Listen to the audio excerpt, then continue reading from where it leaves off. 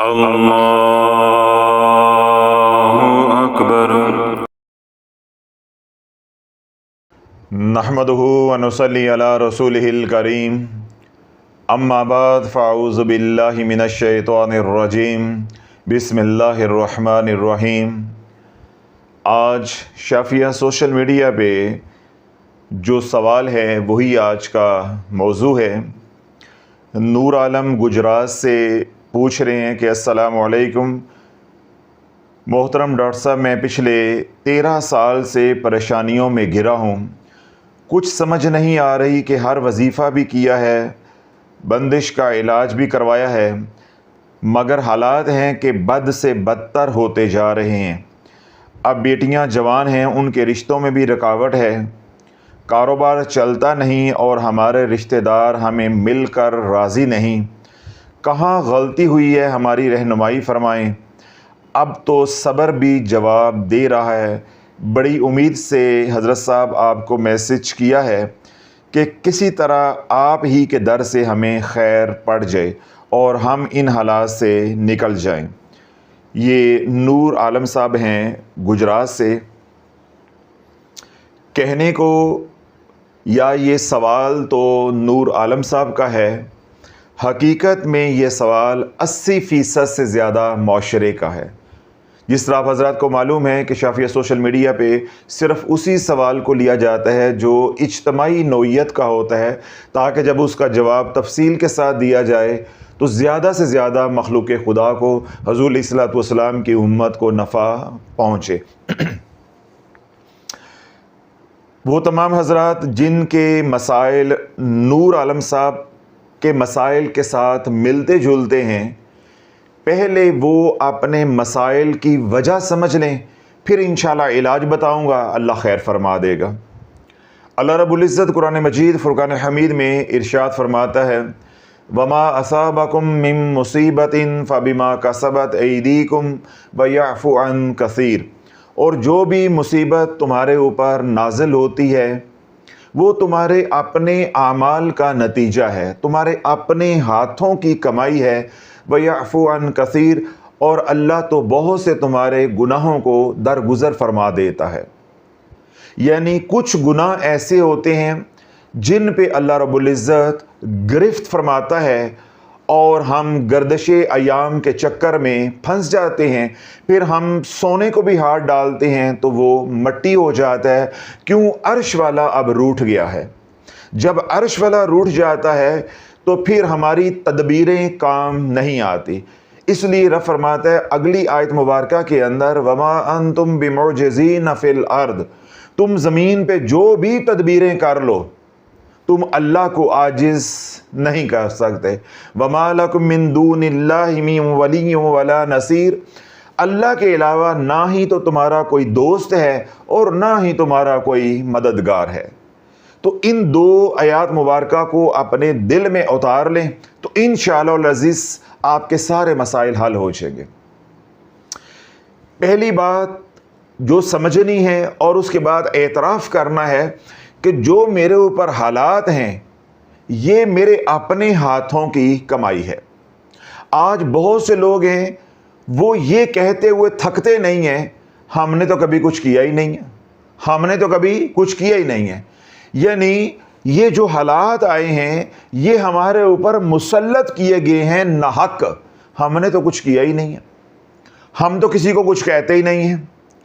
یعنی وہ اپنے گناہوں کو گناہ ہی نہیں سمجھ رہے ہوتے۔ تو اس لیے اللہ والے علماء فرماتے ہیں کہ گناہگار اتنا بدتر نہیں ہے، گناہگار اتنا بدتر نہیں ہے جتنا وہ شخص بدتر ہے جو گناہ کو گناہ نہیں سمجھتا۔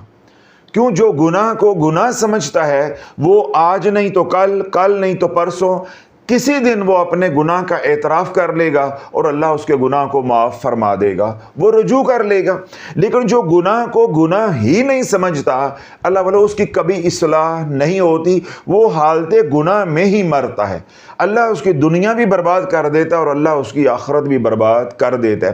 تو آج ایک وسیع طبقہ جب ان سے بات کی جاتی ہے تو وہ یوں اپنے آپ کو پارسا ثابت کرتے ہیں یا ظاہر کرتے ہیں کہ ہم نے تو کچھ کیا ہی نہیں ہے، یعنی ہم تو کوئی گناہ کرتے نہیں ہیں، کہ جب رب قرآن اتارا ہے وما اصابکم من مصیبت فبما کسبت ایدیکم، جو تمہارے اوپر مصیبت آتی ہے تمہارے اپنے ہاتھوں کی کمائی ہے۔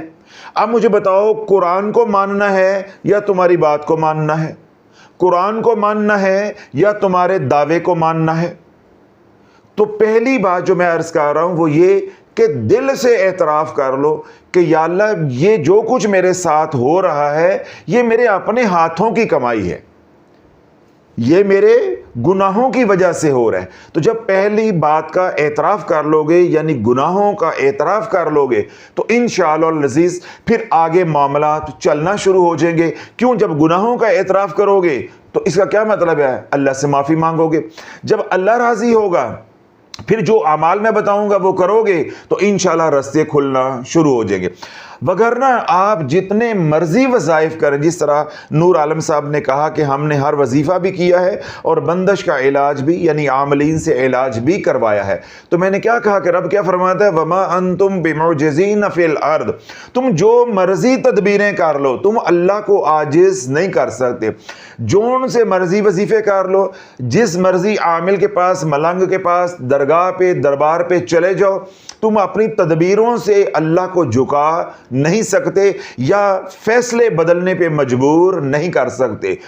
مجبور تم نے ہونا ہے حالات کے ہاتھوں، اور ایک دن اعتراف کرنا ہے کہ یہ سب کچھ میرے اعمال کی وجہ سے ہو رہا ہے۔ تو اللہ والو، اگر 13 سال نور عالم صاحب نے اپنے برباد کر دیے تو اسی طرح آپ نے بھی 13 سال 8 سال 15 سال 20 سال برباد کر کے پھر بھی بات ختم ہونی ہے اللہ میری توبہ، تو ابھی کر لو، تو ابھی کر لو۔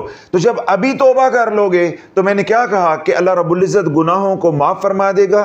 وہ گناہ جو تیرے کاموں میں رکاوٹ بن رہے ہیں، دیوار بن کر کھڑے ہیں، تیرا کاروبار نہیں چلنے دیتے، تیری صحت نہیں کھلنے دیتے، تیرے بچوں کے رشتے نہیں ہونے دیتے، رشتہ داروں کو نہیں ملنے دیتے، وہ گناہ ہیں۔ جب وہ گناہ درمیان میں ہٹ جائیں گے، ڈکا کھل جائے گا تو کرم ہو جائے گا۔ پھر کسی ملنگ کے پاس جانے کی ضرورت نہیں ہے، کسی عامل کو جا کر پیسے دینے کی ضرورت نہیں ہے، نہ راتوں کو اٹھ کے لمبے چوڑے وظائف کر کے اپنے آپ کو رجت میں پھنسانے کی ضرورت ہے۔ گھر بیٹھے کام ہو جائے گا، اور گھر بیٹھے اگر کام لینا ہے تو پہلا کام کیا ہے کہ گناہ کو گناہ، غلطی کو غلطی سمجھتے ہوئے اعتراف کر لو اور اللہ سے گڑ گڑا کر معافی مانگ لو۔ وہ تو بڑا کریم ہے۔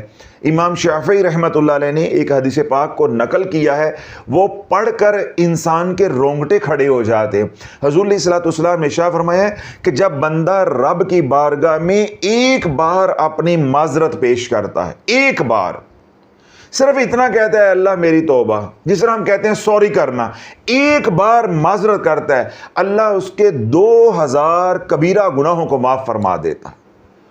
یعنی جتنے ہم نے گناہ کیے ان میں سے جو کبیرہ صغیرہ 2000 گناہ ہوتے ہیں وہ اللہ درگزر فرما دیتا ہے، معاف فرما دیتا ہے۔ تو جب تو چلتے پھرتے اٹھتے بیٹھتے اپنے گناہوں کا اعتراف کرے گا اور اللہ سے معافیاں مانگے گا تو دھیرے دھیرے وہ سارے گناہ معاف ہوتے جائیں گے جو دیوار بن کر تیری ترقی کے درمیان میں کھڑے ہیں۔ یعنی تیری ترقی نہیں ہو رہی، رزق نہیں کھل رہا، بچوں کے رشتے نہیں ہو رہے، لوگوں سے عزت نہیں مل رہی، علاج کرواتے ہیں بدنی بیماریوں کا شفا نہیں مل رہی، یعنی جو بھی آپ کا مسئلہ ہے وہ مسئلہ کس وجہ سے ہے؟ رکاوٹ ہے۔ تو رکاوٹ کس کی ہے؟ گناہوں کی۔ تو جب ہم اعتراف کر لیں گے اس کے بعد بار بار گناہوں کی اللہ سے معافی طلب کریں گے، ان گناہوں کی معافی تو مل گئی، اب پیچھے رہ گئی ان گناہوں کی نحوست۔ نہیں سمجھ رہے۔ ایک ہوتا ہے گناہ کی معافی ملنا، یہ مسئلہ آپ کو علماء سے مل جائے گا، وہ میرے سے زیادہ بہتر طریقے سے آپ کو یہ بات سمجھا سکتے ہیں۔ یعنی آپ نے سود کھا لیا، زنا کر لیا یا کوئی اور گناہ کبیرہ کر لیا، جب علماء نے یا کسی نے آپ کی توجہ دلائی، وہ اوپر سے رحمت کی گڑی تھی، آپ نے توبہ کر لی۔ اب یہ حدیث پاک کے مطابق، قرآن کے مطابق گناہ معاف ہو گیا۔ یہاں بات ختم نہیں ہوتی، یہی بات آپ کو سمجھ نہیں آتی۔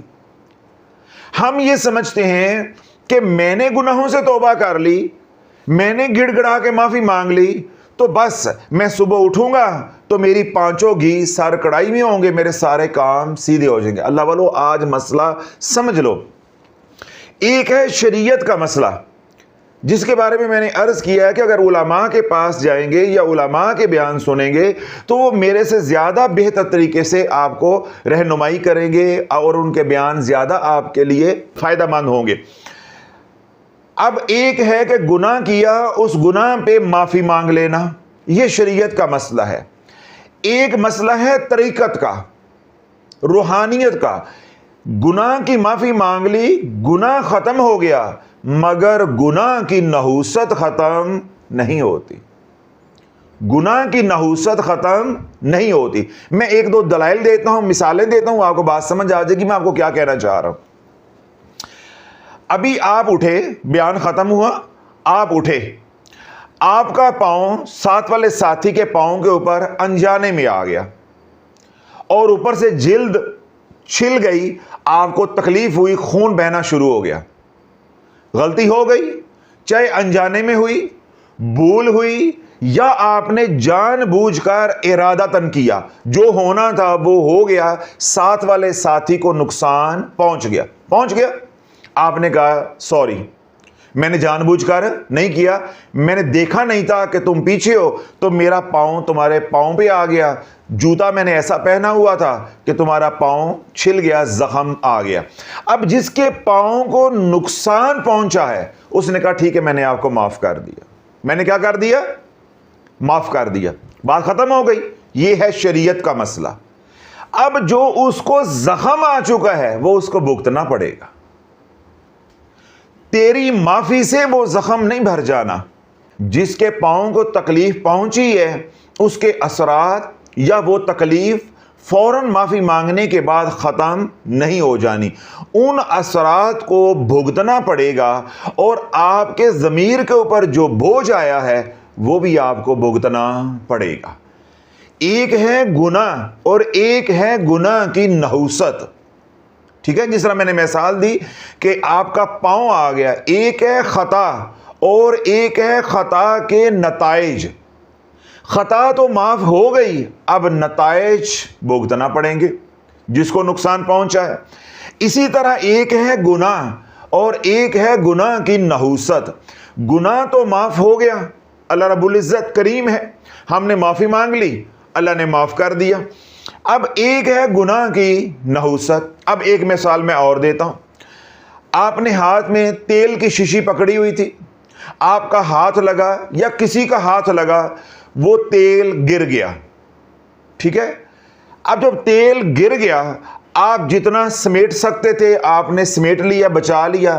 اب وہ جو زمین میں چلا گیا ہے وہ آپ نکال نہیں سکتے.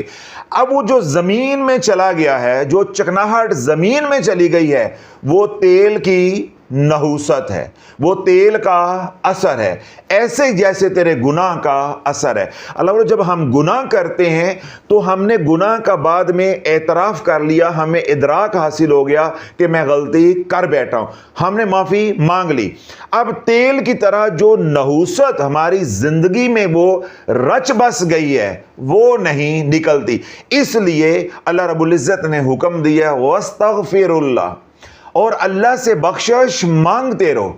جب اللہ ایک بار ہی کہنے پہ معاف کر دیتا ہے تو بندہ ایک بار کہہ دے اے اللہ میری توبہ, گناہ بھی ختم ہو گئے, پھر بار بار استغفار کرنے کا حکم کیوں ہے, یا کثرت سے استغفار کرنے کا حکم کیوں ہے؟ کثرت سے اللہ بلو استغفار کرنے کا حکم یہ ہے, گناہ تو تیرے میں نے ایک بار کہنے پہ معاف کر دیے تھے, لیکن جب تو بار بار میرے سے بخشش مانگتا رہے گا, رحمت کا نزول ہوتا رہے گا, تو یوں تیرے گناہوں کی نحوست بھی ختم ہوتی رہے گی. यानी जो नेगेटिव एनर्जी गुनाहों की वजह से जनरेट हो गई, जब तू बार बार बख्शिश मांगेगा, दुआ करेगा, मेरी रहमत का नज़ूल होगा, हेलिंग एनर्जी आएगी। जब वो पॉजिटिव एनर्जी आएगी तो जो नेगेटिव एनर्जी ने अपना इम्पैक्ट छोड़ा है, असर छोड़ा है, वो असर भी धीरे धीरे ख़त्म होता जाएगा, फिर हमारी ज़िंदगी हमवार होती जाएगी। अब आज हमें ठोकर क्या लगती है, हम कहते हैं हज़रत साहब मैं सूद खाता था, मैंने सूद छोड़ दिया, मेरे गलत औरतों के साथ ताल्लुकात थे, आपके बयानात सुने, मैंने छोड़ दिए। हज़रत साहब मैं वज़ाइफ पढ़ता था, मैंने आपके बयानात सुने, मुझे अपनी गलती का एहसास हो गया। हज़रत साहब मैंने सच्ची और सुच्ची आपके कहने पे तौबा कर ली। अब हज़रत साहब मुझे बताएं मेरे काम क्यों नहीं हो रहे। ये जो लोग मुझसे सवाल करते हैं, आज ये बयान उन्हीं के लिए है।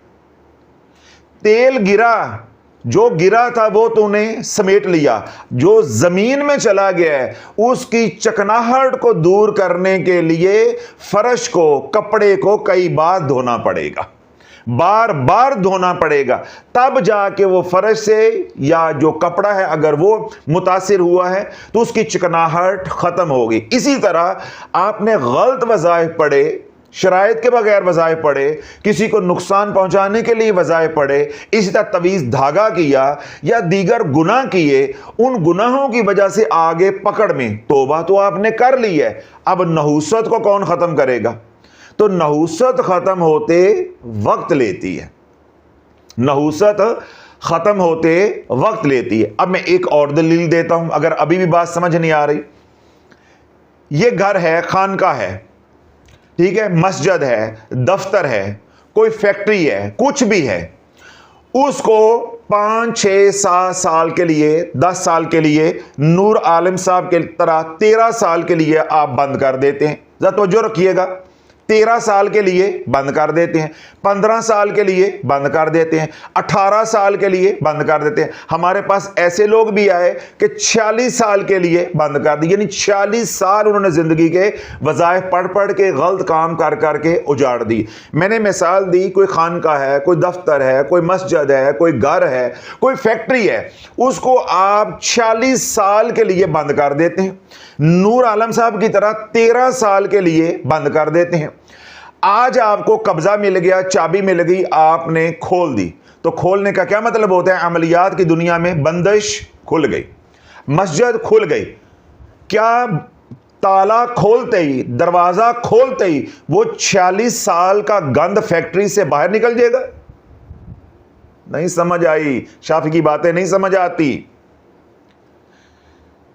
46 साल का जो गंद है, या नूर आलम साहब की तरह 13 साल का एक घर में गंद है, दरवाजा बंद था, बंदिश लगी हुई थी, आज बंदिश खुल गई है, अल्लाह राजी हो गया है, आपको मकान का, दुकान का, दफ्तर का, खानका का कब्जा मिल गया है। मुझे ये बताओ कि बंदिश तो खुल गई है, वो जो अंदर गंद है, क्या दरवाजे खोलने से वो गंद भी साफ हो जाएगा? गंद आपको अलग से साफ करना पड़ेगा। तो अल्लाह, ये बातें आपको मसाजिद से या ये बातें आपको किताबों से मिलने वाली नहीं है। मसाजिद में शरीयत का मसला बयान किया जाएगा, उलमा से आपको शरीयत का मसला मिलेगा कि भाई कोई गुनाह हो गया, आपको ऐ अल्लाह मेरी तौबा, सिद्के दिल से तौबा कर लोगे, गुनाह का एतराफ़ कर लोगे, खलास। हम बात करते हैं रूहानियत की कि एक है गुनाह, फिर दूसरा है गुनाह की तासीर। गुनाह की तासीर 3 मिसालें मैंने दे दी, एक मिसाल मैं और देता हूं। आपने किसी बात की वजह से अपनी बीवी को, अपनी बहन को, अपनी मां को, अपने वालिद को या अपने किसी भी अजीज को गाली निकाल दी। क्या कर दिया? गाली निकाल दी, नाराजगी हो गई। मैं गया, मैंने जाके सुलह करवा दी, उन्होंने माफ कर दिया। जो उनका दिल टूटा है, जो उनके दिल के ऊपर बीती है, क्या वो असरात खत्म हो जाएंगे? वो असरात खत्म हो जाएंगे। जब भी उन्हें वो बात याद आएगी कि इसने किस तरह गंदी गालियां मुझे निकाली थी या किस तरह मुझे अपने घर से धक्के दे के निकाला था, जब वो घड़ी याद आएगी तो उनकी आंखें छलक पड़ेगी। इसका क्या मतलब हो गया कि एक है गाली और दूसरा है गाली की तासीर। तो अल्लाह, जो तासीर है अच्छी या बुरी, वो खत्म नहीं होती, वो वक्त लेती है। बुरी तासीर भी ख़त्म होते वक्त लेती है, इस तरह अच्छी तासीर भी ख़त्म होते हुए वक्त लेती है। इसका मतलब ये हरगिज़ नहीं है कि आपने वज़ाइफ से सच्ची और सुच्ची तौबा कर ली, अब हज़रत साहब हमारे मामलात क्यों ठीक नहीं हो रहे। तो हज़रत साहब ने खुलकर ये मजमून समझा दिया है। एक है गुनाहों से, गलतियों से, ख़ताओं से तौबा करना और आइंदा ना करने का इरादा करना, तौबतन नसूकर का एहतमाम करना, और दूसरा है जो हो चुका है उसका अजाला करना। आप अजाला नहीं कर पा रहे, मकान 6 महीने 6 साल बंद रखा, क्यों रखा? अजाला करो। क्यों रखा? अजाला करो। अब आपको सफाइयां भी करवानी पड़ेंगी, मरम्मतें भी करवानी पड़ेंगी, दीमक लगी होगी उसका भी इलाज करना पड़ेगा, सीवरेज सारा ब्लॉक हो चुका होगा वो भी बदलवाना पड़ेगा, सैनिटरी का काम भी करवाना पड़ेगा, फॉल सीलिंग खराब हो चुकी होंगी, बिजली का काम दरम बरम हुआ होगा वो भी करवाना पड़ेगा। उसके बाद आपको पेंट करवाने पड़ेंगे, फिर वो घर रहने के काबिल होगा। इस सारे के ऊपर 6 महीने तो लग सकते रहना, तो फिर आपको शर्म क्यों नहीं आती? इधर कहते हो हमने गुनाहों से तौबा की है और अगले दिन शाफी को कहते हो हज़रत साहब हमारा काम क्यों नहीं हो रहा। मैंने मकान की मिसाल दी है तो फौरन आपको समझ भी आ गई और आपकी आंखों में आंसू भी आ गए हैं। तो एक मकान को संवारते हुए, पहले मकाम पे पहुंचाते हुए आपको 6 महीने कम अज कम इस रफड़ पर लग जाएंगे। तो इसी तरह ये जो अंदर का मकान गंदा हो गया हुआ है, आलूदा हो गया हुआ है, बंद रहने की वजह से, बंदिश की वजह से, गुनाहों की वजह से, अल्लाह ने तो माफ कर दिया, दरगुजर कर दिया, अब इसकी सफाई तूने करनी है। गंद भी तूने डाला है और सफाई भी तूने करनी है। यही तो रोता हूं कि जब बंदिश लग जाती है गलत वज़ाइफ पढ़ने की वजह से, रज्जत की वजह से, तो मैं क्यों कहता हूं कि ये 7 नस्लें खा जाती है, 7 नस्लें खा जाती है। ना किसी को ये मजमून समझ आएगा, ना ये गहराई समझ आएगी। वो यही कहेगा पहले असी तो कुछ कीता ही नहीं है, पहले तो वो यही कहेगा, क्योंकि पढ़ने पढ़ाने वाले लोगों को बहुत तकब्बुर होता है, मजहबी लोगों को, दीनदार लोगों को अपनी पारसाई के ऊपर बहुत तकब्बुर होता है। पहले तो वो मानेंगे ही नहीं कि हम गुनाहगार हैं, वो कहेंगे हमने कुछ किया ही नहीं। और अगर कोई शाफी मिल गया उसने झंझोड़ा बेनकाब किया तो फिर क्या कहेंगे, ए अल्लाह मेरी तौबा, माफी मांग लेंगे। अब ये जो अंदर गंद डाला है इसको कौन साफ करेगा? जो नस्लों के अंदर गंद चला गया है, कारोबार के अंदर, बच्चों के अंदर, जायदाद थी तो उसके अंदर, रिश्ते हैं तो उनके अंदर जो नेगेटिव एनर्जी चली गई है वो किसने साफ करनी? गल सिर्फ सच्ची और सुच्ची तौबा नाल खत्म नहीं हो जानी। गंद तूने डाला है तो गंद साफ भी तूने करना है। अब वो गंद है 6 महीने का, या नूर आलम साहब की तरह गंद है वो 13 साल का, तो सफाई पे भी 13-14 महीने कम अज कम लग जाने हैं। मकान 6 साल बंद रहे, मैंने क्या बताया है कि जितना भी आप दिन रात काम करें महीने 6 आपको लग जाने हैं। तो 13 साल से जो मकान बंद है, ठीक है, हमारी जिंदगी का निजाम बंद है, आज बंदा 13 महीने देने को भी तैयार नहीं है। वो कहता है नहीं शाफी साहब इधर वजीफा बताओ और इधर ही काम हो जाए। अब सुनो कि बंदिश कैसे लगती है। जब आपको ये बात समझ आ जाएगी कि बंदिश कैसे लगती है तो इंशाअल्लाह अज़ीज़ फिर आपको गम नहीं रहेगा। आपको पता होगा ये गलतियां भी मेरी हैं, जिस तरह पहला मैंने नुक्ता समझाया, अब अगला नुक्ता आपको समझ आ जाएगा।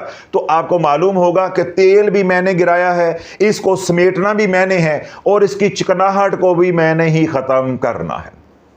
चाहे वो फर्श पे गिरा है तो चाहे वो कपड़े पे गिरा है, उसकी चिकनाहट किसी और ने आके ख़त्म नहीं कर देनी, ये मैंने ही ख़त्म करनी है। गिरा मैंने अपने हाथों से लगाई है, खोलनी अब दांतों से मैंने ही है, किसी और ने आकर नहीं खोल देनी।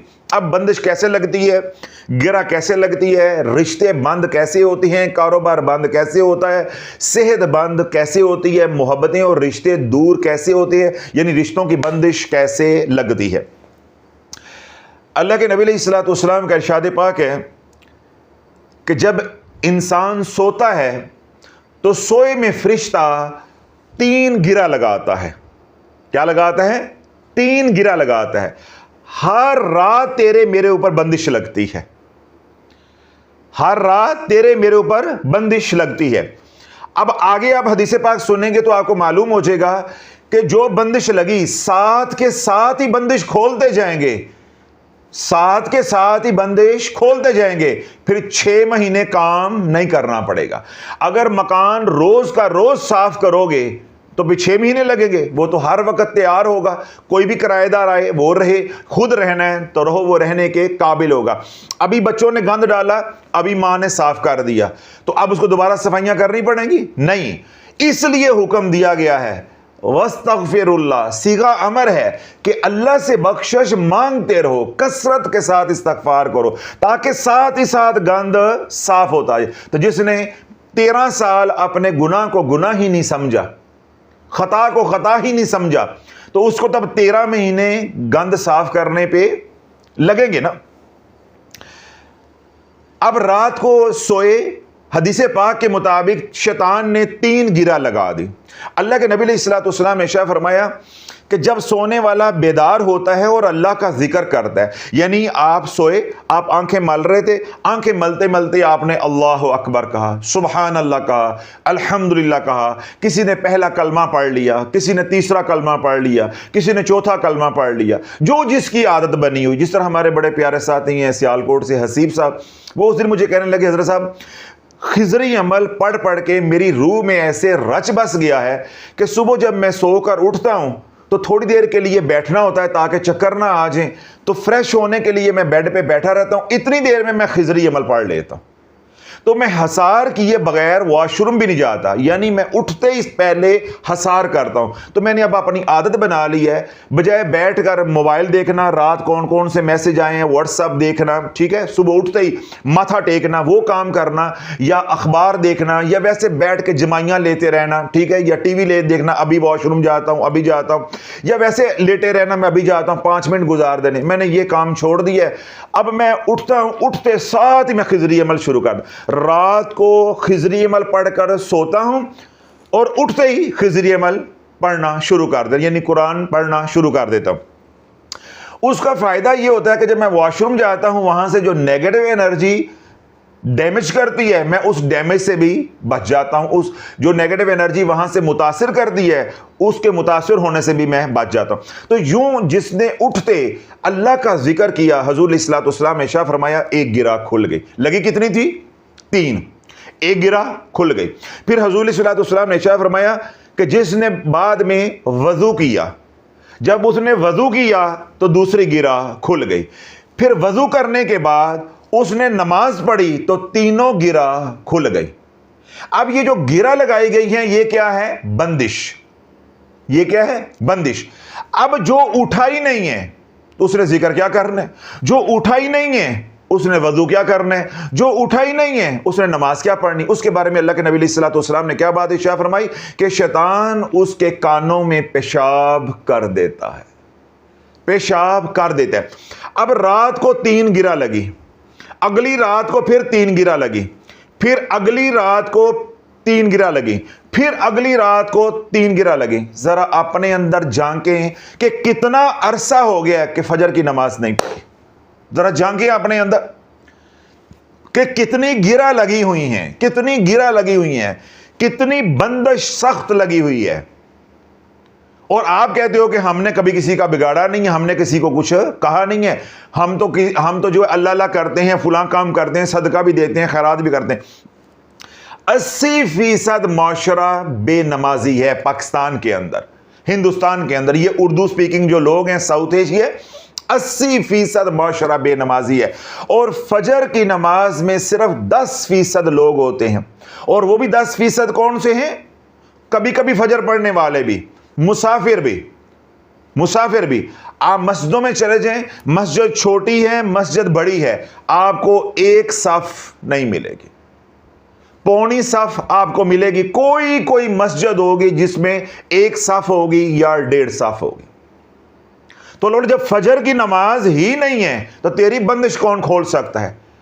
کون سا وظیفہ کام آئے گا؟ اللہ کے محبوب علیہ الصلوۃ والسلام کا ارشاد پاک ہے کہ جب تم اٹھے اللہ کا ذکر کیا 1 گرہ کھل گئی، وضو کیا تو دوسری گرہ کھل گئی، نماز پڑھی تو تیسری گرہ کھل گئی۔ تو خود گرہ کھولنا نہیں چاہ رہا، تو گرا کھلواتا ہے جا کے عاملین سے، تو عاملین تو یہ گرا کھول ہی نہیں سکتے، خطائیں تیری، گناہ تیرے، میں اور یا کوئی عامل ہے وہ کیا تیری مدد کر سکتا ہے۔ اگلی بات، اب علاج بھی اور اگلی بات، امام غزالی رحمۃ اللہ فرماتے ہیں جب رات کا اول حصہ ہوتا ہے، رات کی 3 مثل ہوتی ہے نا، پہلا حصہ، درمیانہ حصہ اور آخری حصہ، جو اول مثل ہوتی ہے یعنی اول حصہ ہوتا ہے، تو ندا لگانے والا، صدا دینے والا صدا دیتا ہے کہ اے عبادت گزارو، اے عابدین زاہدین، اٹھو اللہ کی عبادت کرو۔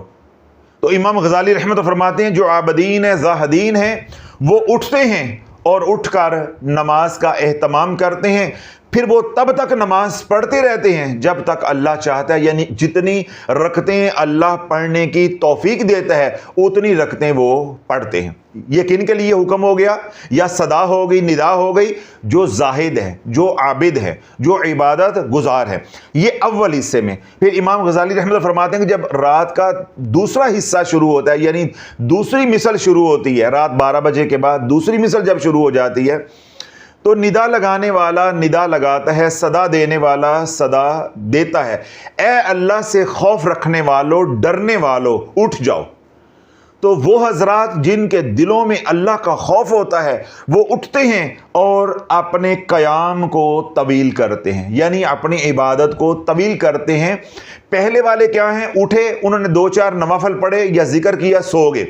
اب یہ جو اللہ سے خوف کھانے والے ہیں یہ کیا کرتے ہیں؟ اٹھتے ہیں اور اپنے قیام کو طویل کرتے ہیں، نوافل پڑھتے رہتے ہیں، قرآن کی تلاوت کرتے رہتے ہیں، اللہ اللہ کرتے رہتے ہیں، یعنی عبادت میں پہلوں سے زیادہ وقت گزارتے ہیں۔ پھر امام غزالی رحمۃ اللہ فرماتے ہیں کہ جب رات کا تیسرا پہر ہوتا ہے، یعنی تیسری مثل شروع ہوتی ہے، تو ندا لگانے والا ندا لگاتا ہے، صدا دینے والا صدا دیتا ہے، اے بخشش مانگنے والو، اٹھو اللہ سے بخشش مانگو۔ تو جو بخشش مانگنے والے ہوتے ہیں، مغفرت مانگنے والے ہوتے ہیں، روزی مانگنے والے ہوتے ہیں، اپنی ضرورتیں اللہ سے پوری کروانے والے ہوتے ہیں، وہ اٹھ جاتے ہیں یہاں تک کہ فجر کی اذان آ جاتی ہے۔ اب شافعی کا سوال یہ ہے، اللہ اٹھا رہا ہے اور اللہ آسمان زمین پہ صدائیں دے رہا ہے، آواز لگوا رہا ہے کوئی بخشش مانگنے والا؟ ہے کوئی گناہوں کی معافی مانگنے والا؟ ہے کوئی بیمار شفا مانگنے والا؟ ہے کوئی مقروض قرض سے خلاصی مانگنے والا؟ ہے کوئی بدحال خوشحالی مانگنے والا؟ ہے کوئی ذلت میں گھرا ہوا عزت مانگنے والا؟ اللہ خود سوال کر رہا ہے، اس وقت تو کہاں تھا؟ بولو اب، اس وقت تو کہاں ہے؟ جب اللہ دے رہا ہے، اللہ رحمت نچھاور کر رہا ہے، اس وقت تو کہاں تھا؟ تو تیرے 13 سال برباد نہ ہوں، یا جو لوگ ان مسائل کے اندر گھرے ہوئے ہیں کہ حضرت صاحب ہم نے ہر عمل کیا ہے ہمیں نفع نہیں ہو رہا، بھائی تجھے نفع ہو ہی نہیں سکتا۔ جب آفس کا ٹائم ہے اس وقت تو آفس میں پہنچا نہیں ہے، جب آفس بند ہو گیا اب تو آفس کے سامنے 12 گھنٹے بھی کھڑے رہے، تیرے کھڑے ہونے کا کیا فائدہ ہوگا؟ اس وقت اللہ دے رہا تھا، اب تو مانگ رہا ہے، نہیں سمجھ آ رہی، نہیں سمجھ آ رہی، کان بند، آنکھیں بند، اور ادھر افارا ہوا ہے الٹے کام کر کے۔ ایک ہے کہ میں آپ کو دے رہا ہوں کہ یہ موبائل ہے، یہ ریموٹ ہے، یہ فلاں چیز ہے جو میں نے تمہیں دی، جب میں دے رہا ہوں تم لے نہیں رہے، اور جب میں نے دینا بند کر دی اب آپ مجھے کہہ رہے ہو کہ مجھے دو۔ جس طرح خانقاہ میں لنگر چل رہا ہوتا ہے، جو لوگ محفل میں شریک ہوتے ہیں وہ بھی لنگر کھاتے ہیں، کچھ راہگیر بھی آ جاتے ہیں وہ بھی نفع اٹھا لیتے ہیں۔ جب لنگر بند ہو گیا، اب رات کو کوئی 11 بجے آ گیا، اس نے آ کر کہا جی مجھے لنگر دیں، اب تو لنگر کا وقت ختم ہو گیا۔ اب ہمارا دل چاہے تو ہم اسے دے دیں، ہمارا دل چاہے تو ہم اسے نہ دیں، اب وہ ہمارے سے تقاضا نہیں کر سکتا، تقاضا نہیں کر سکتا، کیوں؟ جو دینے کا وقت تھا وہ ختم ہو چکا ہے۔ اللہ جب خود دے رہا تھا وہ وقت ہے رات کا آخری پہر، تیسری مثل، اس وقت تو نے لیا نہ، ساری رات تماشبینی کی، خرمستیاں کی، اور اس وقت تو سویا نہیں، مویا رہا۔ اب رب جب دینے کا دروازہ یعنی خود دینے کا دروازہ بند کر دیا. رب جو سوال کر رہا تھا وہ وقت ختم ہو گیا. اب تیرے سوال کرنے کا وقت شروع ہو گیا. اب وہ تیرے سوال کا جواب دے دے تو اس کی مہربانی ہے, اگر وہ نہ دے تو اس کے اوپر کوئی اعتراض نہیں کر سکتا. جس طرح میں نے مثال دی کہ آپ روڈ کے اوپر لنگر چلا رہے ہیں, کھانا کھلا رہے ہیں, جو آ رہے ہیں وہ کھا رہے ہیں, آپ بلا بلا کے کہہ رہے ہیں کھانا کھاؤ کھانا کھاؤ. جب وقت ختم ہو گیا اب وہ تیرے گھر کا دروازہ بجاتے ہیں, کھٹکھٹاتے ہیں, دستک دیتے ہیں. اب تو ان کو کھلا دے تو تیری مہربانی ہے, نہ کھلائے تو تو اب کوئی پابند نہیں ہے. اللہ والو, جب رزق بانٹا جا رہا ہوتا ہے وہ وقت ہوتا ہے تہجد کا. اس وقت ہم سوئے رہے بلکہ موئے رہے, ساری رات جاگتے رہے, خرمستیاں کرتے رہے, وقت کا ضیاع کرتے رہے. جب لینے کا وقت آیا, جب اللہ خود دے رہا تھا تو سوئے رہے, اور جب اللہ نے دینا خود سے بند کر دیا پھر سوال کا وقت آ گیا. پھر باقی سارے گھنٹے جتنے بھی ہیں, ساری گھڑیاں پھر تم مانگو, وہ دے دے تو اس کی مہربانی ہے, نہ دے تو کسی کا زور نہیں ہے. تو اللہ جب اللہ دے رہا ہوتا ہے تو ہم لیتے نہیں ہیں, اور جب اللہ سے مانگنے والا وقت شروع ہو جاتا ہے اس میں پھر ہم زور لگاتے ہیں. پھر لالا اللہ کے سامنے تو کسی کا زور نہیں ہے. یہ اس کی مہربانی ہے, وہ کرم کر دے تو کر دے, وگرنہ وہ نہ کرم کرے تو اسے کون پوچھنے والا ہے, اس سے کون سوال کرنے والا ہے. یہ ہے اصل دو وجوہات جو میں نے کھل کر بیان کر دی. اگر آپ کو یہ دونوں باتیں سمجھ آ گئی ہیں, اپنے گناہوں کی توبہ کر لو, پہلی بات. اور جو وقت اللہ نے رکھا ہے خود صدائیں دینے کا, خود نوازنے کا, جب وہ نواز رہا ہے تو نفع اٹھا لو. اے اللہ تو نے گناہ تو معاف کر دیے, تو نحوست کو بھی ختم کر دے, تو نحوست کو بھی ختم کر دے. جب رب خود سوال کر رہا ہوگا ہے کوئی ضرورت مند, میں اس کی ضرورت پوری کر دوں, تو آپ کی ضرورت کیا ہے؟ یا اللہ تو نے گناہ تو معاف کر دیے, وہ جو نحوست ہے وہ میرے کاموں میں رکاوٹ بنی ہوئی ہے, تو وہ نحوست بھی اپنی قدرت کاملہ سے دور عطا فرما دے. تو انشاءاللہ اعمال بھی نہیں کرنے پڑے گے, چٹکی بجاتے وہ نحوست بھی ختم ہو جائے گی. پھر کیا ہوگا کہ ہتھیلی پہ سرسوں جم جائے گی. مگر جس طرح آپ ہتھیلی پہ سرسوں جمانا چاہتے ہو قیامت تک اس طرح جمنے والی نہیں ہے. جب اللہ دے رہا ہے اس وقت اللہ سے لو, بن مانگے جب اللہ دے رہا ہے اس وقت سوال کر کے بھی لو, اور جو اللہ بن مانگے ہی دے جا رہا ہے وہ بھی سمیٹ لو. یعنی دونوں ہاتھوں سے اللہ کی رحمت کو سمیٹو. اگر آپ اس وقت میں آپ نہیں اٹھیں گے, آپ کی بندش, آپ کا جادو, آپ کی بیماری زندگی بھر ختم نہیں ہو سکتی. کیوں؟ آپ پکڑ میں آ گئے. ان بطش ربک لشدید. جب بندہ پکڑ میں آ جاتا ہے تو اللہ کی پکڑیں پھر بڑی سخت ہے. جتنی مرضی آپ تدبیریں کر لو یہ ختم ہونے والی نہیں ہے. اس گھڑی سے فائدہ اٹھاؤ جس گھڑی میں رب بن مانگے بھی دے رہا ہے اور مانگنے پہ بھی دے رہا ہے. اس گھڑی سے نفع اٹھاؤ. اگر وہ گھڑی ضائع کر کے دوسری گھڑیوں میں مانگو گے تو میں نے کیا کہا, اللہ دے دے تو اس کی مہربانی ہے, وگرنہ زور نہیں ہے. اس لیے دنیا بھر میں وہ تمام حضرات جو بندش کی وجہ سے پریشان ہیں, مالی تنگ دستی کی وجہ سے پریشان ہیں, بیٹیوں کے رشتوں کی وجہ سے پریشان ہیں, صحت کے مسائل ان کی وجہ سے پریشان ہیں, غلط وظائف پڑھ بیٹھے ہیں, اپنے آپ کو اپنی نسلوں کو اجاڑ بیٹھے ہیں, شافی کے بیانات سن کر شعور آئے, اپنی غلطی کا احساس ہوا ہے اس لیے پریشان ہیں, گھر میں لڑائی جھگڑے ہیں اس کی وجہ سے پریشان ہیں, جادو جان نہیں چھوڑتا اس کی وجہ سے پریشان ہیں, دشمنوں کی دشمنی, مخالفین کی مخالفت اور حاسدین کے حسد نے زندگی عذاب بنائی ہوئی ہے اس لیے پریشان ہے. کہنا یہ چاہتا ہوں کسی بھی طرح کی پریشانی ہے, کسی بھی طرح کی پریشانی ہے, یہ جو آخری مثل ہے رات کی, یعنی جس کو تہجد کا وقت کہا جاتا ہے, یہ جو آخری مثل ہے اس میں اللہ سے مانگنا سیکھ لو, اللہ کے سامنے گڑ گڑانا سیکھ لو. تہجد کے سجدوں کے اندر اللہ والو وہ طاقت ہے جو الفاظ کے اندر بیان نہیں کی جا سکتی. کیوں؟ یہ وہ گھڑی ہے یا یہ وہ نماز ہے جس نماز کا کوئی اظہار نہیں ہے, جس نماز کا کوئی اعلان نہیں ہے, جس نماز کی کوئی اذان نہیں ہے. اللہ نے اس نماز کے لیے مؤذن کو بھی مقرر نہیں کیا کہ میرے پیغام کو پہنچا دے.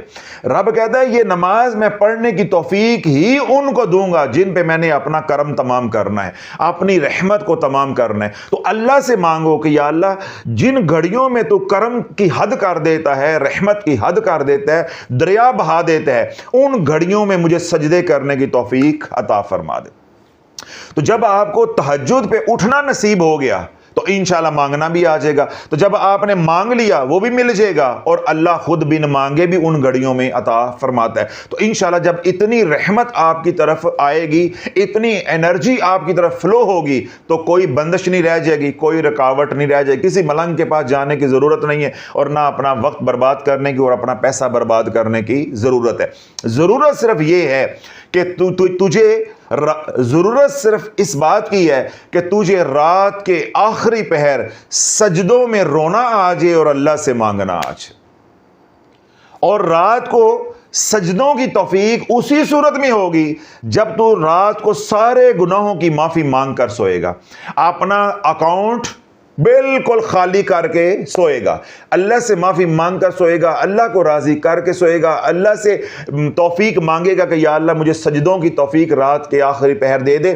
جب تیرے مقربین تیرے سامنے سجدہ ریز ہو رہے ہوتے ہیں، مجھے بھی ان گھڑیوں میں سجدہ کرنے کی توفیق دے دے، تاکہ میری نسبت بھی صالحین کے ساتھ، اولیاء اللہ کے ساتھ، شہداء کے ساتھ، صدیقین کے ساتھ، انبیاء علیہ السلام کے ساتھ ہو جائے۔ اللہ واللہ وہ گھڑی ہوتی ہے تہجد کا وقت۔ اب ذرا ٹیکنیکل بات ہے، ذرا توجہ رکھنی ہے۔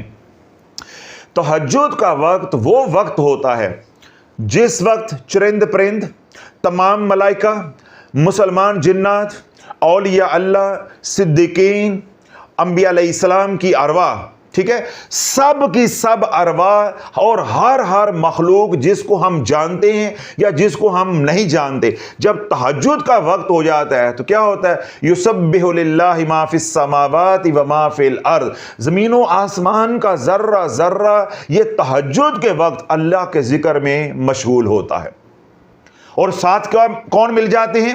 صالحین، اولیاء اللہ، صدیقین، شہداء، انبیاء علیہ السلام، اسی طرح جنات جو نیک روحیں ہیں وہ ہیں، ملائکہ ہیں، یہ تمام مل کے اللہ کا ذکر کر رہے ہوتے ہیں۔ ذرا تصور کرو اس وقت کتنی ہیلنگ انرجی جنریٹ ہو رہی ہوتی ہے، اور اللہ کی طرف سے کیسا انوار و تجلیات کا نزول ہو رہا ہوتا ہے۔ اس لیے میں کہتا ہوں اللہ جو تہجد کے وقت اٹھتا ہے وہ تہجد کی نماز نہیں پڑھتا، نماز کی بات نہیں کر رہا ابھی، پہلے نماز کی بات کرتا، نماز نہیں، تہجد کے وقت جو اٹھتا ہے، ہمارے مشائخ نے، اولیاء اللہ نے، اہل ذکر نے یہ مشاہدہ کیا ہے کہ وہ عورتیں جو تہجد کے وقت اٹھ کر اپنے صحن میں جھاڑو دیتی ہیں، اللہ ان کو بھی رحمت سے محروم نہیں رہنے دیتا۔ ہمارے اولیاء اللہ نے، مشائخ نے، اہل ذکر نے، صالحین نے مشاہدہ کیا کہ جو عورتیں تہجد کے وقت اٹھ کر دہی دودھ بناتی ہیں، گھر کے کام کرتی ہیں، ان کے مردوں نے کاموں پہ جانا ہے، ان کا ناشتہ تیار علل صبح کر کے دیتی ہیں، ان کے چہروں کے اوپر بھی نور ہوتا ہے، وہ بھی رحمت سے محروم نہیں رہتی۔ بات تہجد کی نہیں ہوئی، بات اٹھنے کی ہوئی۔ جو اس گھڑی میں اٹھا ہوا ہوتا ہے وہ بھی رحمت سے محروم نہیں رہ جاتا۔ تو جو اس گھڑی میں سجدے کر رہا ہوگا، گڑ گڑا کر اللہ سے مانگ رہا ہوگا، اللہ والو وہ محروم رہ جائے گا۔ نہ ہمیں مانگنا آتا ہے اور نہ ہمیں یہ طریقہ معلوم ہے کہ مانگنا کس وقت ہے، نہ گھڑی کا پتہ ہے اور نہ عمل کا پتہ ہے۔ تو پھر اللہ والو پھر ہم نے 13 سال ضائع نہیں کرنے، 15 سال ضائع نہیں کرنے، تو اور کیا ہوگا؟ صرف اتنا کہہ دینا ہے اللہ میری توبہ، بھوا اس سے کام نہیں بن جانے، اس سے شریعت کا مسئلہ حل ہونا ہے۔ جو تو نے بگاڑ 13-14 سال کا کیا ہوا ہے، تباہی پھیری ہوئی ہے 15 سال کی، 20 سال کی، اس کی نحوست راتوں رات ختم نہیں ہو جانی۔ میں کتنی مثالیں اوپر دے کر آیا ہوں کہ آپ کے مکان پہ، دکان پہ، دفتر پہ، فیکٹری پہ قبضہ ہو گیا، وہ 20 سال سے، 10 سال سے، 15 سال سے، 5 سال سے بند پڑی ہے، آج فیصلہ آپ کے حق میں ہو گیا، عدالت نے آپ کو قبضہ دے دیا، مجھے بتاؤ وہ رہنے کے قابل ہے؟ بندش تو کھل گئی، تالے کھل گئے، دروازے کھل گئے، جائیداد آپ کو مل گئی، لیکن اب 6، 7، 8 مہینے، سال لگے گا، وہ عمارت کی رینوویشن ہوگی، پھر وہ رہنے کے قابل ہے، استعمال کے قابل ہے، یا بیچنے کے قابل ہوگی۔ یہ بات سمجھ آتی ہے؟ تو یہ بات کیوں نہیں سمجھ آتی؟ وہ بات آپ کو دنیا کی مثال دی ہے تو ساری سمجھ آ گئی ہے، تو شریعت کا مسئلہ کیوں نہیں سمجھ آ رہا؟ ادھر آپ کہتے ہیں بس حضرت صاحب کیونکہ میں نے توبہ کر لی ہے، پہلے میں سود کھاتا تھا، اب میں نے کل سے چھوڑ دی ہے، اب گاہ کیوں نہیں آ رہے؟ پہلے تو چلو میں غلط کام کرتا تھا، فلاں کام کرتا تھا، فلاں کام کرتا، حضرت صاحب اب تو میں نے چھوڑ دی ہیں، اب مجھے بتائیں میرے مسئلے کیوں نہیں حل ہو؟ اچھا جی حضرت صاحب پہلے میں نے وظیفے پڑھے ہیں، بہت پڑھے ہیں، कोई नहीं छोड़ा। अब तो छोड़ दिए शाफी साहब आपके कहने पे, अब मेरे काम क्यों ठीक नहीं हो रहे? तो बस तू फिर ये बयान मेरा सुन ले, सारा मैंने समझा दिया कि तेरे काम क्यों ठीक नहीं हो रहे। कि एक है गलती की तासीर, एक है गुनाह, एक है गुनाह की नहुसत। गुनाह माफ हो जाएगा, ए अल्लाह मेरी तौबा, उसकी नहुसत खत्म नहीं होती। उसकी नहुसत को खत्म करने के लिए नेकियां करनी पड़ेगी, नेक आमाल करने पड़ेंगे, ताकि उस नेगेटिव एनर्जी को, वो हेलिंग एनर्जी जो नेकियां करने से जनरेट हुई है, वो उसकी नहुसत को खत्म करेगी। ये बात आपको समझने की जरूरत है। और ये काम हम रातों रात यानी कलील अरसे में तब कर सकते हैं अगर हम तहज्जुद का एहतमाम करें, ठीक है? क्योंकि उस वक्त मैंने आपको बताया कि जितनी हीलिंग एनर्जी जनरेट हो रही होती है, अल्लाह की तरफ से अनवार और तजल्लियात का नजूल हो रहा था, रहमत का नजूल हो रहा था। क्यों? अल्लाह की हर मखलूक जिक्र में मशगूल होती है। जिस तरह मैंने बताया कि नेक जिन्नात हैं, औलिया अल्लाह जिन्नात हैं, अंबिया अलैहिस्सलाम की अरवाह हैं, औलिया अल्लाह की अरवाह हैं, जिंदा औलिया अल्लाह हैं, सौलहीन हैं, सिद्दीकीन हैं, शुहदा हैं। ये सब उस वक्त क्या कर रहे होते हैं? अल्लाह अल्लाह कर रहे होते हैं। तो इतनी हीलिंग एनर्जी जनरेट होती है। फिर उस वक्त जब इतना वसी पैमाने पर लंगर पका हुआ है, बदबख्त ही होगा जो महरूम रह जाएगा। इतना लंगर उस वक्त हो तो महरूम रह जाए, और फिर क्या हो, सवेरे 8 बजे उठ के ते 2 नान ठोके ते नाल 1 प्लेट हलवे दी ते 1 प्लेट चनिया दी ठोक के ते बच्चा इत्थे कुछड़ चाड़िया ते मियाँ नूं कहा जान लग्या ते मैनू किराया दे जाए, मैं वो जाना है तवीज़ कराने वास्ते, मैंने जान लग्या किराया दे जाए। ओ पहला रुपये तो मरन दे आए, उसके पास केटू सिगरेट खरीदने के लिए पैसे नहीं है, उसको अब क्या कह रही है, जाते जाते मैंने पैसे दे ही जाए जे, मैं जाना है, वो अज उन्होंने बुलाया होया, फिर वो तवीज़ नहीं लैके आने, वो इलाज भी चल रहा है, 2000 उससे मांगेगी। वो पहले मरा हुआ है, उसी वक्त गाली गलोच भी होगी, लड़ाई झगड़े भी होगी। अब शोहर भी बेनमाजी, जिन्हें बाल कुछड़ चुके हैं, ये भी बेनमाजी। जिस वक्त अल्लाह दे रहा था उस वक्त लिया नहीं है, हूँ नाश्ता नुश्ता करके ते मुंह ते प्लस्तर करके, ठीक है, ते मुंडा थे कुछड़ चुक के ते रुपया 2000 जेब च पा के हूँ टुरीए बंदिश खुलाना। हाय मैं किथे जावां ते मंजी किथे डावां, मत मारी गई है इस कौम की, इस उम्मत की। अब ये बंदे से, एक आमिल से, एक जाहिल से बंदिश खुलवाने चली है कि वो बंदिश जो मेरे बेनमाजी होने की वजह से लगी, मेरे शोहर के बेनमाजी होने की वजह से लगी, मेरी और मेरे शोहर की नाफरमानी की वजह से लगी, वो बंदिश बंदा खोलेगा, अल्लाह नहीं खोलेगा। ये आज की उम्मत का एतकाद बन गया हुआ है। नमाजें ना पढ़ के, अल्लाह की नाफरमानी करके नाराज मैंने किया है, और बंदिशें कौन खोलेगा? आमिल। अल्लाह को कौन मनाएगा? आमिल। कमाल नहीं हो गया? कमाल हो गया है। यानी दिमाग बिल्कुल बंद हो गया हुआ है।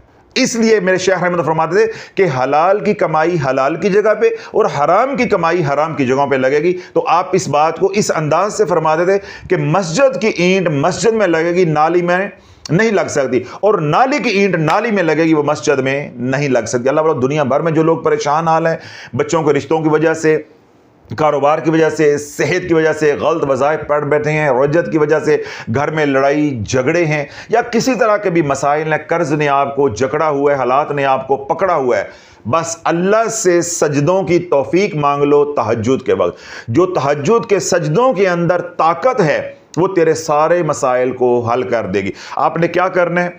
आपने उठकर 2 रकात नमाज नफल पढ़नी, तहज्जुद उसकी नियत कर लेंगे, उसके अंदर ही तहियतुल वज़ू की नियत कर लें, उसके अंदर ही आप सलातुत तौबा की नियत कर लें, उसके अंदर ही आप सलातुल हाजत की नियत कर लें, उसके अंदर ही आप सलातुत तहज्जुद की नियत भी कर सकते हैं। तो 4 नियतें एक नमाज के अंदर कर लेंगे, पढ़ेंगे 2 नफल, लेकिन अल्लाह की रहमत को समेटते जाओ। अल्लाह तौफीक दे दे 2 नफल पढ़ लो, अल्लाह तौफीक दे दे 4 पढ़ लो, फुर्सत है, अभी वक्त है फजर की अजानों में, तो आप 6 पढ़ लो, और ज़्यादा से ज़्यादा 8 पढ़ लो। 8 रकतें पढ़ के अब आपने क्या करना है? जब तक आप तहज्जुद नहीं पढ़ेंगे तो जो अमल इसके साथ बताने जा रहा हूं उसका नफ़ा होने वाला नहीं है। क्यों? जो बंदिश के मारे हुए लोग हैं, मैंने क्या कहा कि आपके मसाइल उस वक्त हल होंगे जब वसी पैमाने पर लंगर चल रहा है, ठीक है? उस बहती गंगा में तुम भी अपने हाथ धो लो। 2 नफल पढ़ो, 4 पढ़ो, 6 पढ़ो और ज़्यादा से ज़्यादा 8 पढ़ो। पढ़कर आप फारिग हो गए, एक तस्बीह आपने करनी है, सुबहान अल्लाह व बिहम्दिही सुबहान अल्लाहिल अज़ीम अस्तग़फिरुल्लाह। है कोई मुश्किल? सुबहान अल्लाह व बिहम्दिही सुबहान अल्लाहिल अज़ीम अस्तग़फिरुल्लाह। ये जो तहज्जुद का वक्त है, चरिंद परिंद तमाम मलाइका तस्बीह कर रहे होते हैं, सुबहान अल्लाह सुबहान अल्लाह सुबहान अल्लाह। तो जब आप भी सुबहान अल्लाह की तस्बीह करोगे, ठीक है, तो आपकी निस्बत उनके साथ हो जाएगी। अब जो अनवार तजल्लियात का नज़ूल हो रहा है उसका वाफर हिस्सा आपको भी मिलता जाएगा। तो जब इधर से फ्लो आएगा, जितनी भी बंदिश है वो भी टूट जाएगी, खुल जाएगी, और जो नहूसत है वो भी साफ हो जाएगी। समझ आ गई? तो हमने 2 नफल पढ़े, 4 पढ़े, 6 पढ़े या 8 पढ़े, जितनी अल्लाह ने तौफीक दे दी। उसके बाद हम क्या करेंगे? 100 बार तस्बीह मलाइका सुबहान अल्लाह व बिहम्दिही सुबहान अल्लाहिल अज़ीम अस्तग़फिरुल्लाह। उसके बाद 100 बार आपने दुरूद तुंजीना पढ़ना है। अल्लाहुम्मा सल्लि अला सय्यिदना मुहम्मदिन सलातन तुंजीना बिहा मिन जमीइल अहवालि वल आफात व तक़दी लना बिहा जमीइल हाजात व तुतहिरुना बिहा मिन जमीइस सय्यात व तरफ़उना बिहा इंदका अला दरजात व तुबल्लिगुना बिहा अक़सल ग़ायात मिन जमीइल ख़ैरात फ़िल हयाति व बादल ममात इन्नल्लाह अला कुल्लि शैइन क़दीर। ये जितना मैंने पढ़ा है, जब भी मैं दुरूद तुंजीना का बयान करता हूँ मैं बताता हूँ कि इतना ही पढ़ना है, इससे ऊपर आगे पीछे कोई चीज़ नहीं लगानी। वो बाद वालों ने इजाफा किया हुआ, ये दुरूद तुंजीना सिर्फ इतना ही है, ठीक है। अब 100 बार आपने तस्बीह मलाइका पढ़नी है और 100 बार ही आपने दुरूद तुंजीना पढ़ना है। अब दुरूद तुंजीना क्या है? दुरूद तुंजीना मुख्तलिफ दुआओं का मजमुआ है, मुख्तलिफ दुआओं का मजमुआ है। मैं उन हजरात को भी वाज़े कर दूं, वो हजरात जो गुमराह हुए हैं कि दुरूद तुंजीना नहीं पढ़ना चाहिए, उनसे ये पूछो कि दुरूद तुंजीना है क्या, उन्हें कुछ समझ नहीं होगी। दुरूद ताज नहीं पढ़ना चाहिए, क्यों नहीं पढ़ना चाहिए? नहीं जी, इसमें शिरक है, इसमें शिरक है। दुरूद तुंजीना क्यों नहीं पढ़ना चाहिए? ये जी हदीस से साबित नहीं है, हदीस से साबित नहीं है। हदीस से दुरूद पाक पढ़ना साबित है, हदीस से दुरूद पाक पढ़ना साबित है, कुरान से दुरूद पाक पढ़ने का हुक्म है, साबित है, हाँ जी है। तो दुरूद तुंजीना क्या है? अल्लाहुम्मा सल्लि अला सय्यदना मुहम्मद, क्या ये पढ़ना ममनू है? इसका तो ऐन हुक्म है, कुरान में भी हुक्म है और हदीस पाक में भी हुक्म भी है और फजाइल भी हैं। इसका मतलब हो गया कि अल्लाहुम्मा सल्लि अला सय्यदना मुहम्मद पढ़ना गलत नहीं है, हदीस पाक से भी साबित है और कुरान का हुक्म भी है। ये खत्म हो गया। तो बाकी दुरूद तुंजीना में क्या है? अपने लिए दुआएं हैं। तो क्या अपने लिए दुआएं करना ममनू है? ऐ अल्लाह मेरी हाजात को पूरा कर दे, ऐ अल्लाह जो बुरे हालात मेरे पे आए हैं उनमें से मुझे निकाल दे, ठीक है, जो मैं गुनाह कर बैठा, जो उनकी नहूसते हैं उनको दूर कर दे, ऐ अल्लाह मेरे दर्जात को बुलंद कर दे, ऐ अल्लाह इन्नल्लाह अला कुल्लि शैइन क़दीर, तू बेशक सब कुछ करने पे कादिर है। मुझे बताओ इसमें गलत बात कौन सी है? कैसी इस उम्मत की मत मारी हुई है, कैसी मत मारी हुई है। यानी ना तफक्कुर करना है, ना सोचना है, ना समझना है, बस फतवे पे फतवा, फतवे पे फतवा, फतवे पे फतवा, ये जी बिद्दत है, ये बिद्दत है, ये बिद्दत। भाई बिद्दत है, ये देखो इसके अंदर है क्या। मैंने पढ़ा दुरूद पाक अल्लाहुम्मा सल्लि अला मुहम्मद, अल्लाहुम्मा सल्लि अला मुहम्मद, अल्लाहुम्मा सल्लि अला मुहम्मद, पढ़ा, ये ठीक है, कह रहे हैं ठीक है, ठीक है। उसके बाद मैंने दुआ की, या अल्लाह मेरी ये परेशानी दूर कर दे, या अल्लाह माली तंगदस्ती या अल्लाह दूर कर दे, ऐ अल्लाह मेरे गुनाहों को माफ़ कर दे, ऐ अल्लाह जो मेरे गुनाह हैं उनकी नहूसत को मिटा दे, ऐ अल्लाह मेरे गुनाहों को नेकियों में बदल दे, ऐ अल्लाह मेरे दर्जात को बुलंद कर दे, ऐ अल्लाह तू सब कुछ करने पे कादिर है, तुझे कोई रोकने वाला नहीं है, सब कुछ तेरे कब्ज़ा कुदरत में है, ऐ अल्लाह मेरी दुआ को कबूल कर ले। ये मैंने ठीक कहा है? तो ये मैंने ठीक कहा है? अगर मैंने ये ठीक कहा है, इन दोनों को जोड़ो, अकल के अंधो, इसी का नाम दुरूद तुंजीना है। अब मैंने उर्दू में करके दिखाया है तो सारे कहते ठीक है, इसी का नाम दुरूद तुंजीना है। अल्लाहुम्मा सल्लि अला मुहम्मद, ये दुरूद हो गया। उसके बाद मैंने अपने लिए दुआ कर ली, जब इन दोनों को जोड़ेंगे तो दुरूद तुंजीना है। इसमें गलत बात कौन सी है?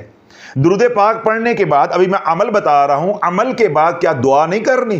तो दुआ को जब दुरूद के साथ जोड़ दिया, حضور علیہ الصلوۃ والسلام کے لیے دعائے رحمت کر دی اور اپنے لیے دعائے حاجات ہے، دعائے مغفرت ہے، دعائے بخشش ہے، دعائے بلندی درجات ہے، اپنی صحت کے لیے دعا ہے، خاتمہ ایمان کے لیے دعا ہے. یہ ساری دعائیں ہیں، دعاؤں کے مجموعے کا نام درود تنجینا ہے.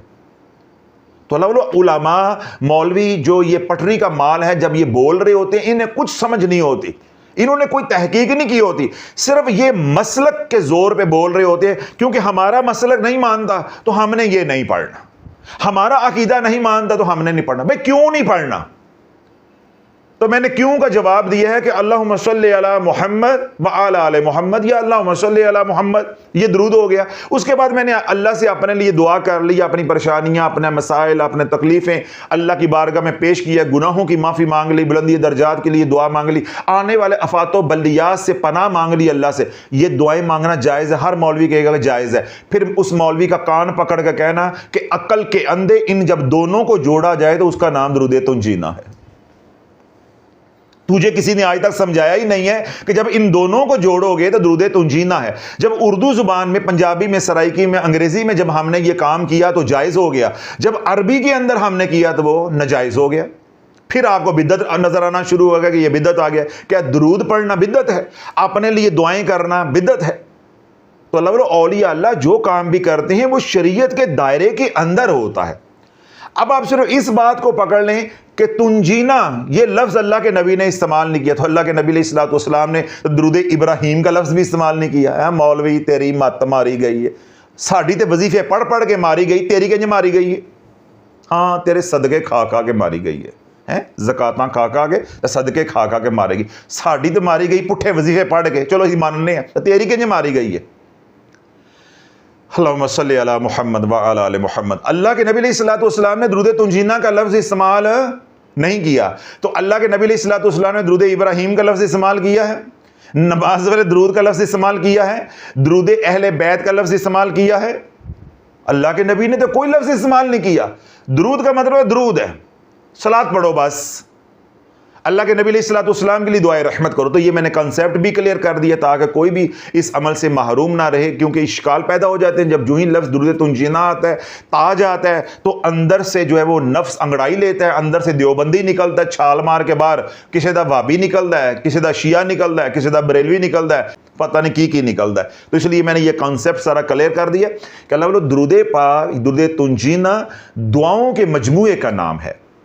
تو درود تنجینا آپ نے 100 بار تہجد کی نماز پڑھنے کے بعد آپ 100 بار پڑھیں گے اللہم صلی علی سیدنا محمد صلاۃ تنجینا بہا من جمیع الاحوال والآفات وتقضی لنا بہا جمیع الحاجات وتطہرنا بہا من جمیع السیئات وترفعنا بہا عندک اعلی الدرجات وتبلغنا بہا اقصى الغایات من الجمیع الخیرات فی الحیات وبعد الممات ان اللہ علی کل شیء قدیر. اور اس سے پہلے 100 بار پڑھیں گے سبحان اللہ وبحمدہ سبحان اللہ العظیم استغفر اللہ. ایک میں عرض کرنا چاہوں گا کہ جب آپ یہ عمل کریں، درود تنجینا کو آپ نیٹ سے ڈاؤن لوڈ کریں، تو آپ نے 2 3 4 5 مرتبہ اس کا ترجمہ پڑھنا ہے، بار بار اس کا ترجمہ پڑھنا ہے کہ میں کر کیا رہا ہوں، تاکہ جس طرح مولویوں کو ٹھوکر لگی ہوئی ہے، انہوں نے امت کو گمراہ کیا ہوا ہے، پھر اس طرح ان کے چاہنے والوں نے گمراہ کیا ہوا ہے کہ جب آپ کو ترجمے کا پتہ ہی نہیں ہوگا، آپ کو کیا پتہ میں کیا مانگ رہا ہوں، میں کیا پڑھ رہا ہوں. اس لیے درود تنجینا کو آپ نے پہلے ترجمہ یاد کرنا ہے، آپ کو پتہ ہو کہ اس لفظ کا یہ مطلب ہے یا یہ معنی ہے. تو جب آپ درود تنجینا پڑھ رہے ہوں، اس یقین کے ساتھ دعائیں کرنی ہے کہ اس گھڑی میں تو بن مانگے اللہ دیتا ہے، میں مانگ رہا ہوں تو میرے اللہ ہاتھ خالی کیسے موڑ دے گا. ایک بات. دوسرا، درود تنجینا کے اندر اللہ والو جو حکمت ہے وہ کیا ہے کہ جب نبی علیہ السلام، ذرا توجہ رکھیے گا، اس میں بڑا اہم نقطہ ہے، یہ باتیں کتابوں سے ملنے والی نہیں ہے. آپ نے دعا کی اللہم صلی علی محمد، دعا ہے نا، درود فارسی زبان کا لفظ ہے، اس کے معنی کیا ہے؟ دعا. اللہم صلی علی محمد، اے اللہ اپنے محمد کے اوپر رحمت نازل فرما علیہ السلام. یہی ترجمہ ہو گیا نا اس کا کہ حضور علیہ الصلوۃ والسلام کے اوپر رحمت نازل فرما. اب آگے ہم دوسری دعائیں شروع کر دیتے ہیں اپنے لیے. کیا یہ عقل مانتی ہے یا یہ بات اللہ کو زیب دیتی ہے کہ اللہ محبوب کے حق میں تو ہماری کی ہوئی دعاؤں کو قبول کر لے. جب ہم دعائیں اپنے حق میں کریں تو اللہ کہ نہیں، پارٹ 1 قبول ہے، پارٹ 2 قبول نہیں ہے. شرم سے مر جاؤ، شرم سے مر جاؤ. اللہ کے اوپر یہ بہتان یا اللہ کو یہ باتیں زیب دیتی ہیں، یا ان باتوں کی نسبت اللہ کی طرف کرنا ہمیں زیب دیتا ہے. اللہ جتنا بھی کوئی بخیل ہو، جتنا بھی کوئی بخیل ہو، کنجوس ہو، وہ بھی یہ بات نہیں گوارا کرتا کہ میں اول حصہ تو قبول کر لوں اور بعد والا قبول نہ کروں. اللہ والا درود تنجینا کے اندر حکمت یہ ہے کہ نبی علیہ السلام پہ جب درود پڑھو گے تو وہ حصہ قبول ہوگا تو دعاؤں کا بعد والا حصہ تمہارا بھی قبول ہو جائے گا.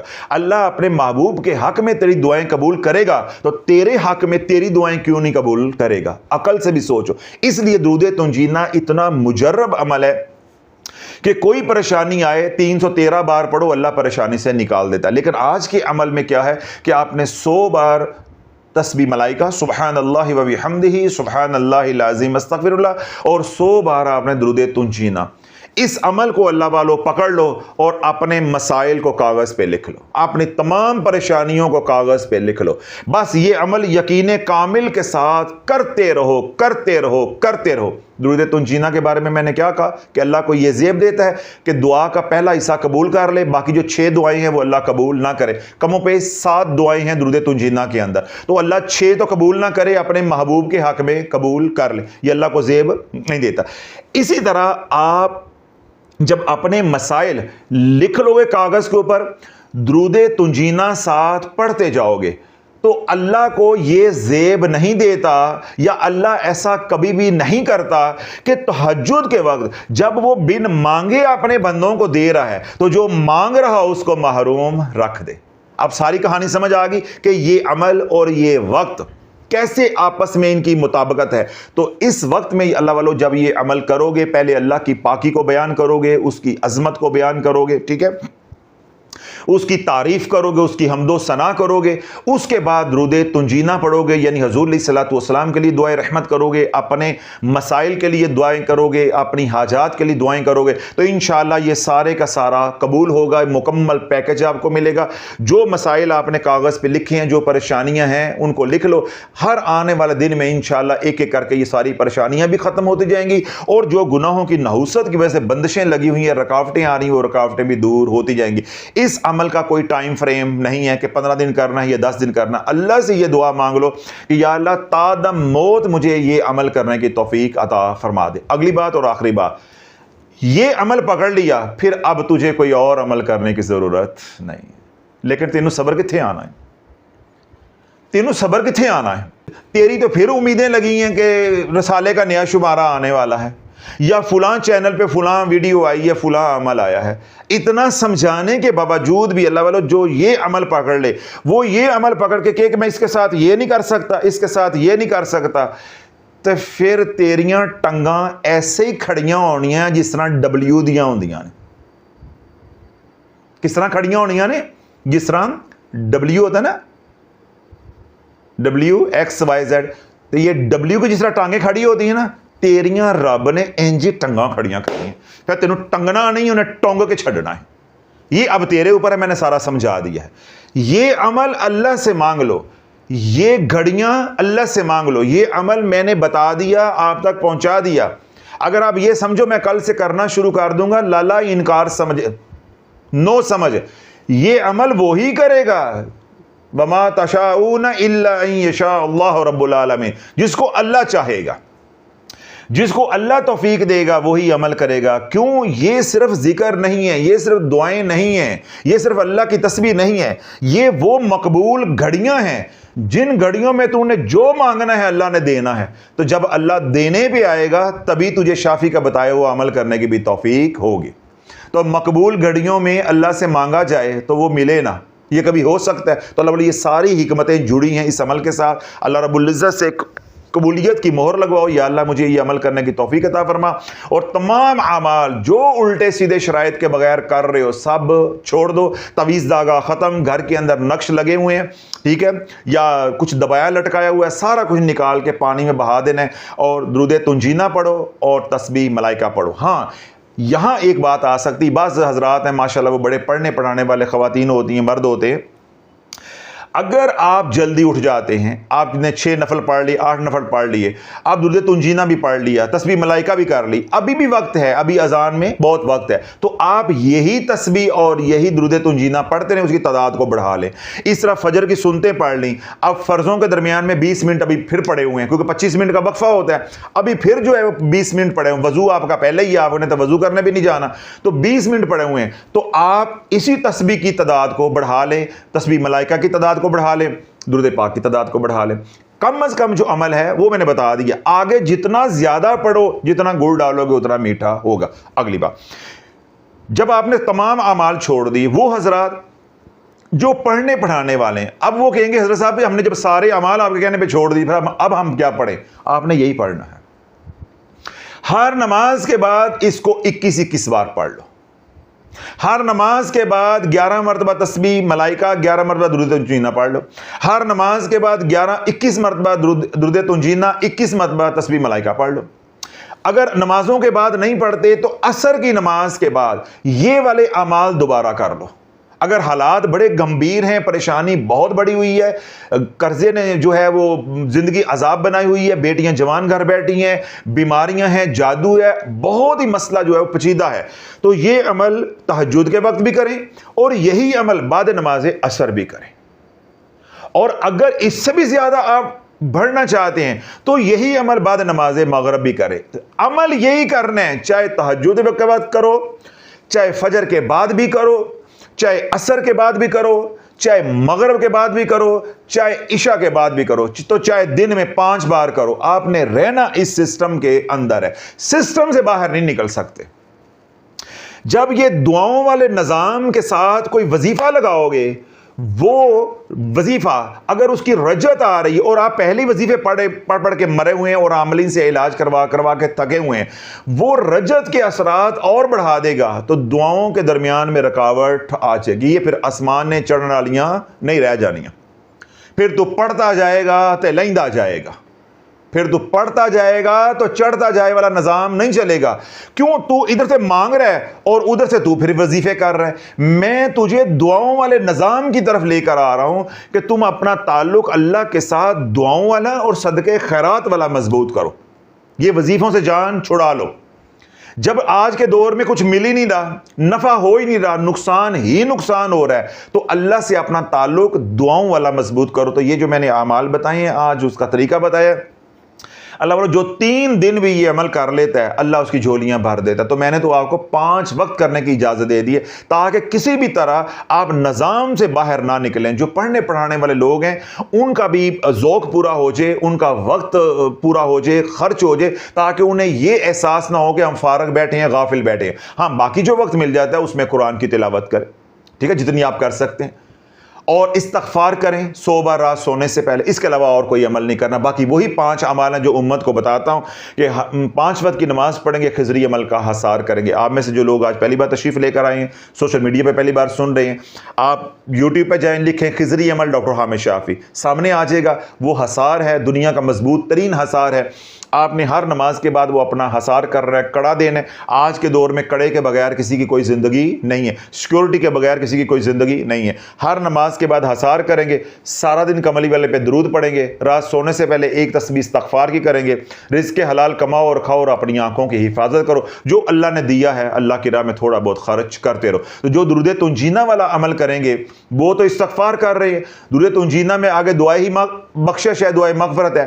پھر آپ جو تسبیح ملائکہ پڑھ رہے اس کے اندر بھی آپ استغفار کر رہے ہو، سبحان اللہ و بحمدہ، سبحان اللہ العظیم، استغفر اللہ۔ تو اس لیے آپ رات کو صرف 1 تسبیح سید الاستغفار کی کریں گے، باقی آپ نے کوئی عمل نہیں کرنا۔ 2 ٹوک اور واضح انداز میں نے سمجھا دیا ہے کہ جو لوگ تھوڑا وقت رکھتے ہیں وہ 2 نفل پڑھ کے 1 تسبیح کی کر کے اللہ سے دعا مانگ لیں، اس کے بعد فجر کی نماز پڑھیں اور اپنے کاموں کو جائیں، ٹھیک ہو گیا۔ جو لوگ فرصت رکھتے ہیں وہ 4 نفل پڑھ لیں، ساتھ یہ پیکج لے لیں، یہ عمل کر لیں۔